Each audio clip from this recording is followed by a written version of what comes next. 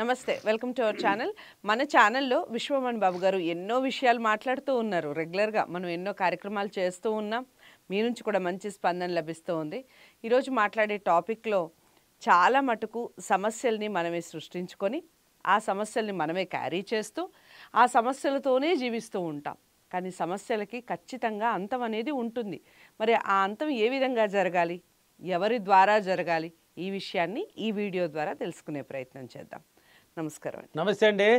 So సమస్యల సృష్టి అనేది ఎక్కడో చోట మొదలవుతుంది అనుకున్నాం. అది ఖచ్చితంగా దానికి అనేది ఒక ఎండ్ పాయింట్ అనేది ఉంటుందండి.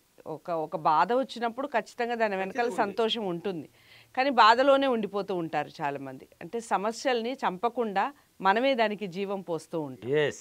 సో ఆ జీవం పోయకుండా ఉండాలి అంటే మనం ఏం చేయాలి దానికి సంబంధించి? ఓకే, మంచి క్వశ్చన్ అండి ఇది. అందరి ఇళ్ళలో ఉండే ప్రాబ్లమ్స్ భలే అడిగారండి మీరు.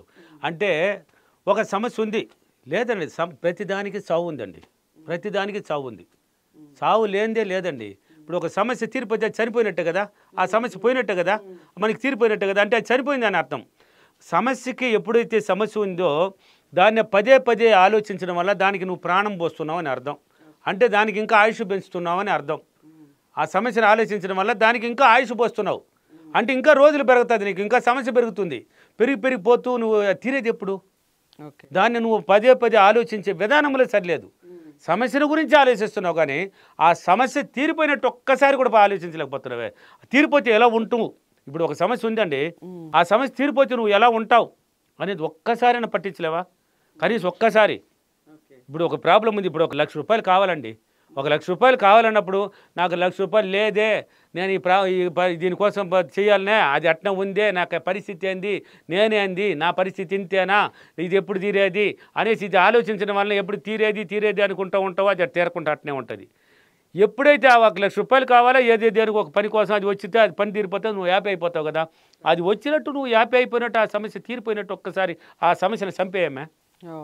ఆ సమస్యను ఒక్కసారి చంపేయి, నువ్వే చంపేయి. ఎలా చంపాలి? ఇలా ఆ డబ్బు వచ్చినట్టు, డబ్బు కావాలనుకున్నావు కదా, వచ్చేసినట్టు ఫీల్ అవు.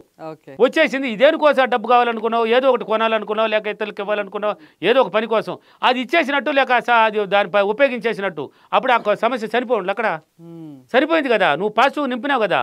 అంటే నెగిటివ్ అది నువ్వు సమస్య అన్నప్పుడు, దానికి వచ్చినట్టు అది తీరిపోయినట్టు ఒకటి చంపినావు కదా, ఇప్పుడు ఆ సమస్య చనిపోండిలా, నీ దృష్టిలో సరిపోయింది అది. రైట్.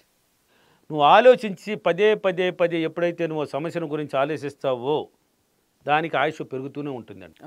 అంటే నువ్వే దానికి కారణం, నువ్వు ఆయుష్ను పోస్తున్నావు. ఆ సమస్యను ఇంకా పెరగడానికి నువ్వు దాన్ని ఆలోచించడం వల్ల దానికి ఆయుష్ పెరుగుతుంది. ఎప్పుడైతే దాన్ని మర్చిపోవడానికి నువ్వు ఆలోచించి అది తీరిపోయినట్టు ఎప్పుడైతే డ్రీమ్ చేస్తావో అది అక్కడికే చనిపోతుంది. అప్పుడు నువ్వు ఇప్పుడు ఒక సమస్య ఉన్నప్పుడు 10 సార్లు తీరిపోయినట్టు ఆలోచించుడు, నీ ఇన్నర్ మైండ్కి ఒక ఆనందం వస్తుంది, నీలో ఒక ఎనర్జీ పెరుగుతుంది, నీకు ఒక సంతోషాన్ని పెరుగుతుంది. ఇప్పుడు ఎగ్జాంపుల్ అప్పు ఉన్నాడు అనుకో, అప్పు తీరిపోయినట్టు ఒక్కసారి డ్రీమ్ చేసినట్టు ఇంకొకసారి చేసినప్పుడు తెలియని ఒక ఆలోచన పడుతుంది. వాడికి ఆలోచనే డబ్బు నమ్ము. ఆలోచించి విధానములు ఆలోచిస్తే అది పాజిటివ్గా ఒక తెలియని ఒరే బాగుందే, తీరిపోయిందే, మనం అంటే కళ్ళు మూసుకొని ఆట చేస్తున్నప్పుడు అది తీరిపోయినట్టు డ్రీమ్ అయినప్పుడు ఒక సుఖాన్ని పొందుతుంది ఆ ఇన్నర్ మైండ్. ఇచ్చిన ఆ ట్రైనింగ్ అప్పుడు అది పట్టుకుంటుంది. ఇప్పుడు నువ్వు ఆ సమస్యని మర్చిపోతుంది, ఎందుకు దీన్ని పట్టుకున్నావు, ఇదే బాగుంది మనకి, ఇదే తీరిపోతే ఎలా ఆలోచించినావు, అది బాగుంది కదా. దీన్ని పట్టుకుంటే నెగిటివ్ నవ్వు కూడా రాదు నీ నోట్ల నుంచి, నీ ఫేస్ మొత్తం డల్ పడుతుంది, నిరాశ పడుతుంది, నెగిటివ్ ఆలోచన కాబట్టి అక్కడే కూర్చొని ఉంటావు. కాబట్టి ఎప్పుడైనా సరే ఒక సమస్య ఉన్నప్పుడు ప్రతిదానికి చావు ఉంది, ప్రతిదానికి చావు ఉంది. అది మనం చంపాలన్నా దానికి ఆయుష్ పొయ్యాలన్నా అది నీ చేతిలోనే ఉంది. సమస్యని అలా పెట్టుకున్నామంటే ఆలోచించినామంటే ఆయుష్ పెంచుతూ ఉంటుంది. అది తీరిపోయినట్టు ఒక్కసారి డ్రీమ్ చేసినామంటే, ఒక్కసారి అంటే ఒకసారి కాదు, పదే చేస్తూ ఉన్నామంటే అది చనిపోతుంది. ఇది ప్రాణం పోసేస్తావు దీనికి. ఇప్పుడు ప్రాణం దాని మీద పోయిలో నువ్వు దీనికి పోసినావు, ఆయుష్ దీని పెరుగుతుంది అంటే తీరిపోయినట్టు తీరడానికి అవకాశాలు ఏర్పరచుకొని వస్తుంది. పదే ఇలా ఆలోచించండి. అందుకే ఆలోచించే విధానం దీనికంతా కారణం నువ్వే అండి. నువ్వు ఆలోచించే విధానంలో తేడా పెట్టుకున్నావు. అలా ఆలోచించుకో, పాజిటివ్గా ఆలోచించు.